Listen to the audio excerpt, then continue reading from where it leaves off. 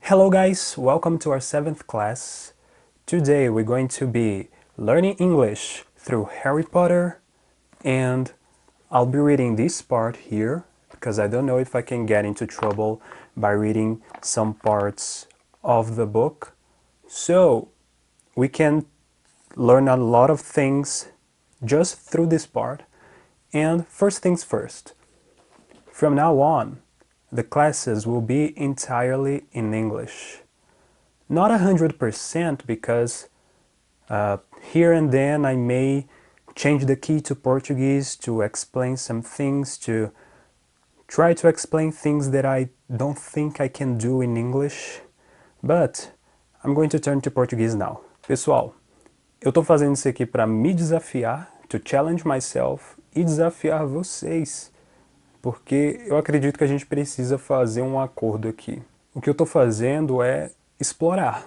I'm exploring, I'm trying to find the best way I can possibly teach English through literature, e eu acho que eu não consigo fazer isso se não for ensinando em inglês. Então eu acho que esse primeiro vídeo aqui eu vou legendar em português, porque é o primeiro, mas eu quero que você tenha um esforço aí de casa. Nos próximos vídeos eu não vou legendar, primeiro porque dá um trabalhão ficar legendando isso, segundo porque na vida real não existe legendas, e terceiro, que é o mais importante, porque eu quero que você pratique. Eu quero que você pratique seu listening. Eu coloco os trechos aqui, eu sempre coloco os trechos e eu leio para você escutar, para você ver como é que é a pronúncia, e o que eu sugiro que você faça. Pause o vídeo antes de eu começar a me debruçar sobre o trecho. Anote o trecho, você vai praticando a sua escrita. A gente não aprende se a gente não escrever, né? Não tem dessa. Você pode usar o método que for, você pode usar aplicativo, vídeo, né? A não ser que você esteja tão imerso nesse universo de tecnologia hoje que você consegue abandonar a escrita totalmente, o que eu não acho possível, mas vai que exista alguém aí, sempre existe alguém. Eu não acho que você consegue aprender muito bem se você não escrever. Daí você escreve, faz a sua interpretação, sem recorrer a dicionário. No dictionaries. Faz a sua interpretação, tenta entender, né? Struggle, you have to struggle, né? Você tem que se forçar um pouco, porque a gente não pode ficar na nossa comfort zone, a gente não pode ficar simplesmente no português, eu não posso simplesmente ficar traduzindo aqui, que é inclusive uma coisa que eu não gosto muito de fazer. Nunca gostei muito de tradução. E é isso, vai se forçando um pouco, tentando entender. Ah, encontrei uma palavra cognata aqui, parece muito com uma palavra em português, então entendi o sentido, vai interpretando. Ah, aqui tem um verbo to be, aqui tem um present simple, não sei. Vai fazendo o teu trabalho. Depois você dá o play no vídeo, eu vou ler, vou fazer a minha interpretação e a gente junta isso tudo, certo? Eu daqui, você daí, e a gente pratica. Então você vai estar praticando o seu writing, você vai praticar o seu listening, você vai praticar a sua pronunciation, because você pode fazer o seguinte, você pode repetir, você ouve eu falar, você pode ler também, tirar dúvida de pronúncia, e sugiro também que se ficar alguma dúvida, deixe aí nos comentários, tá? Os comentários estão aí para isso, às vezes eu erro, às vezes eu não explico algo da melhor maneira, talvez não fique muito claro alguma coisa que eu não expliquei. Deixe-me saber, let me know, ok? So, let's go!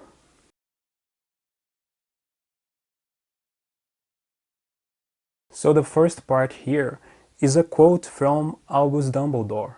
He says that he trusts Severus Snape completely. I trust Severus Snape completely. So when you trust someone, this person is your confidant. You can tell them good news, you can tell them bad news. You can count on them. They will be there for you, and you'll be there for them. So that's the meaning of trust. It has to be reciprocal, I guess. So, okay, he trusts Severus Snape. If you've watched the movies or if you've read the books, you know that Albus Dumbledore dies. He's murdered by Snape, but for a good cause.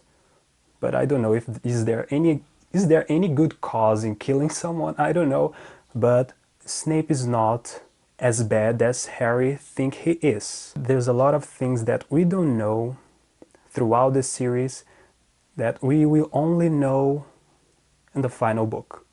Okay, so the war against Voldemort is not going well.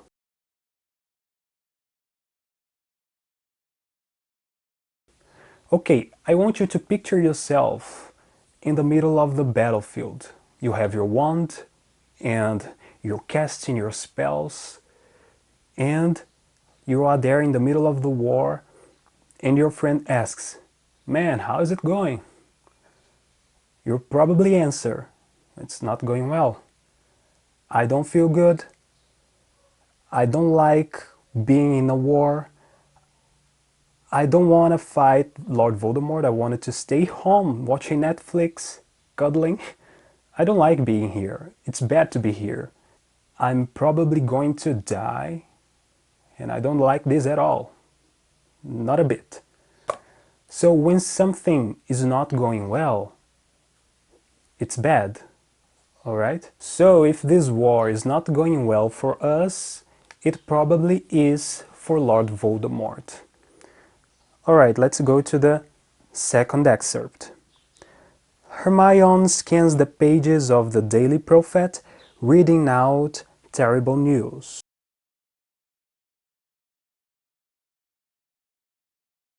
So she's reading the Daily Prophet, which are the news. When you scan something, I think we have this expression in Portuguese, like you read something with more attention, you like examine, you analyze, você escaneia, okay? So Hermione scans the pages of the Daily Prophet. So daily, this word here. Daily is something that is done or something that happens every day. For example, I practice exercises on a daily basis, so it's every day. It's the same thing if I say I practice exercises every day. So in Portuguese, Daily Prophet is profeta diário. But let's not confuse daily with diary or journal, because it's the same word for us in Português. Diário, a gente fala de alguma coisa que acontece diariamente, mas é ao mesmo tempo também o nosso diário aqui, que a gente escreve. Em inglês não é o mesmo. Okay, we have two different words for that. We have diary and we have a journal. For example, I am writing a reading journal on Dostoevsky's works. All right? Good. Reading out terrible news. So, usually when you read the news are bad, right?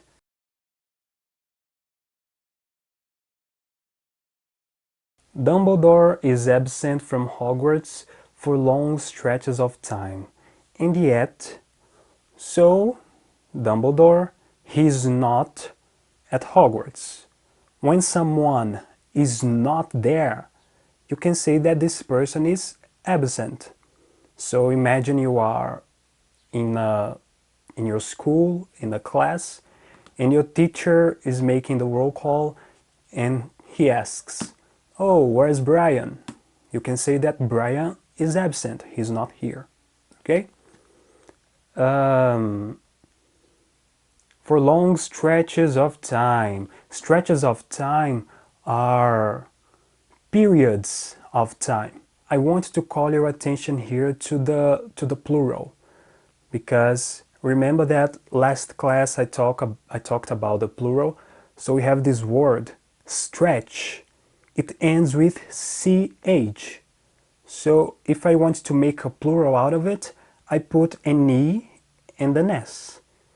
All right, so stretches. Okay. Stretches of time, and yet, ainda assim, as in all wars, life goes on.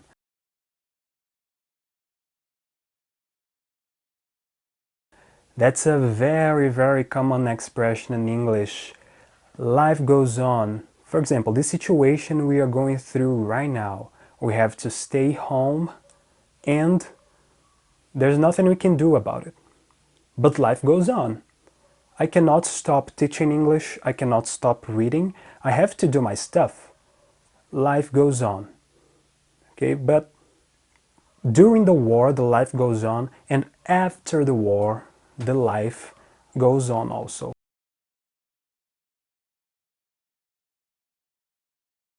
Sixth year students learn to apparate and lose a few eyebrows in the process. Okay, sixth. Let's just review the ordinal numbers.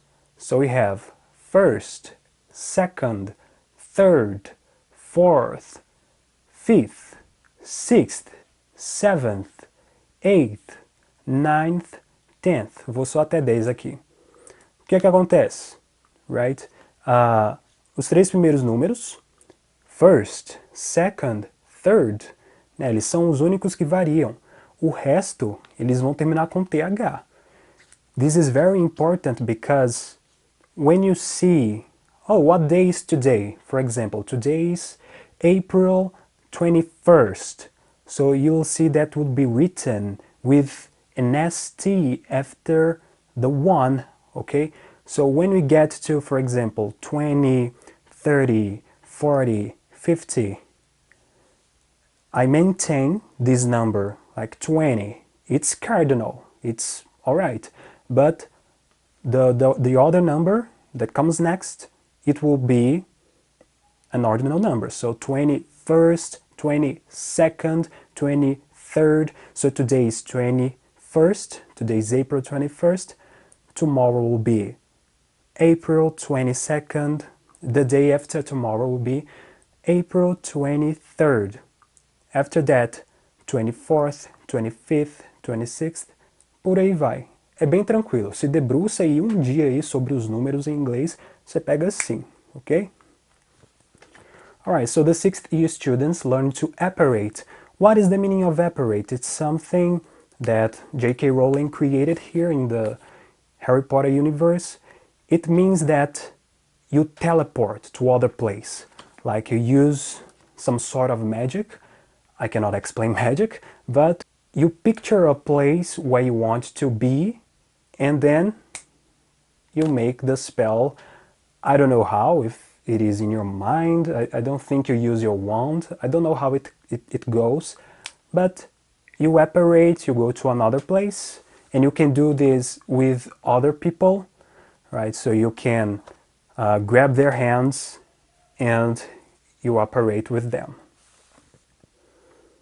And lose a few eyebrows in the process. So what happens? Some students, they lose their eyebrows. I'm going to take off my glasses. Here we have our eyes, right? We have our eyebrows, we have our eyelids, and we have our eyelashes. Okay, so this is a whole vocabulary on eyes for you. All eyes on me now. Dumbledore, no, I'm sorry. Lose a few eyebrows in the process. Okay, teenagers flirt and fight and fall in love.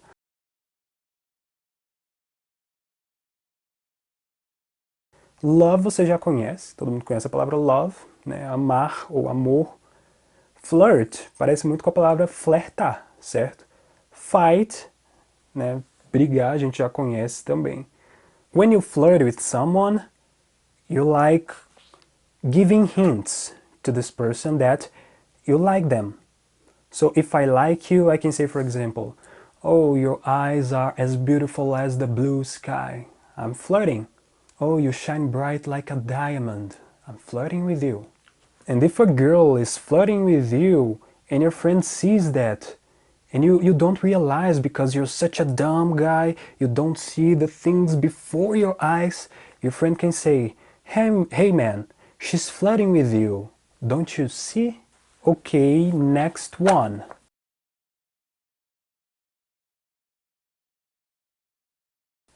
Classes are tough, though Harry receives some extraordinary help from the mysterious half-blood prince. Classes are tough. When something's tough, it's hard, okay? I can say that a person is tough, so, for example, a man who can lift a lot of weight, he's a strong man, I can say that this man is tough. But I can also say that classes are tough because it's hard, it's a lot of work, and it's difficult, okay? Tough is hard, it is difficult. And I want you to pay attention again to the plural form. I have this word class, it ends with an S, so I add ES, and then I can say classes in the plural. I have a class, I have to go to the class, I have to attend some classes. Though Harry receives some extraordinary help from the mysterious half-blood prince. Apesar, okay, though means apesar. Harry receives, okay? I receive help, Harry receives help. He is a third person. Harry is a he. Hermione, for example, is she. Okay, so he receives, she receives, it receives, but I receive, and you receive, and we receive, and they receive. Alright? Então ele recebe some extraordinary help, ajuda extraordinária, from the mysterious half-blood prince. I want you to pay attention to this word, mysterious. Pay attention. Mystery, right? Mistério. Mysterious, misterioso. I'll give you some other examples. Fury, furious. Glory, glorious. Fame, famous. Alright, so you can follow this pattern here. You can search for other words that when you turn to an adjective, I have to add OUS. And all the while, Harry searches for the full and complex story of the boy who became Lord Voldemort. And all the while, this whole time, during this period, Harry searches for the full and complex story. Okay, Harry is searching for something. So, if you know the story, you know that Voldemort divided his soul into different parts. I guess it's 7. Oh my god, it's been a long time since I don't watch or don't read Harry Potter. But it's okay, I think it's 7 parts. And all of these parts contain a little part of Voldemort. And Harry himself is a part of Voldemort. He is a Horcrux. And this is a very Jungian thing because, you know, the concept of shadow from Jungian psychology, you can take a look into that. You have your shadow, right? And your shadow, it can reach us like hell, all right? Voldemort is the representation of the devil or something like that. He's the worst, right? He's the anti-hero, he's the villain. So what it means is that Harry himself, he has a villain inside himself. He can talk to snakes. Okay, so he's not a good person. You can't say that Harry is a good person. He's also bad. He needs to be bad to defeat someone who's worse than him. You can also see that in The Hobbit, for example. Is it Bilbo? Yes. Bilbo, he needs to turn himself into a thief in order to steal the gold from the dragon. So, you need to be some sort of a villain to be a hero. And that's a very powerful message. You can see these in superhero stories. For example, Batman. Batman is not a good person also. But let's get back to Harry Potter because I'm talking too much here. He searches for the full and complex story. Full, cheio, né, ou inteiro. Então, a história complexa, a história completa of the boy who became Lord Voldemort. Okay, who is a relative pronoun. It is related to the boy, okay, the boy who became Lord Voldemort. Became is the past of become. So, for example, I can become a hero or I can become a villain. In the past, I became a hero or I became a villain, okay? You can follow this pattern also to the verb come, to come. So I can say, please come here. Or I can say in the past, oh, she came here yesterday, but she had to leave. Hoping to find what may be his only vulnerability. So, hoping to find. So he's searching for Lord Voldemort's weak spot, his weaknesses, in order to defeat him. So when you hope, you have an expectation. You expect to achieve something, to find something, to do something, for something to happen. It's very different from the word we have, because we only have a word to express this in Portuguese. A gente tem a palavra esperar. Eu posso esperar por um milagre, esperar. Eu espero que você ganhe o campeonato, por exemplo. Eu espero que você ganhe alguma coisa, mas ao mesmo tempo eu espero um ônibus. Em inglês a gente tem palavras diferentes para isso. Então, se eu estou esperando o ônibus, eu vou dizer I'm waiting for the bus. I'm waiting. Se eu estou esperando por alguém, I'm waiting for you, for example. Mas eu não vou dizer I'm hoping for you. Não vai dar o mesmo sentido. E se eu quiser dizer, por exemplo, que eu espero, que eu tenho esperança, essa é a ideia. Eu tenho esperança de que você ganhe algo. Aí eu vou usar o verbo to hope. I hope you win the championship.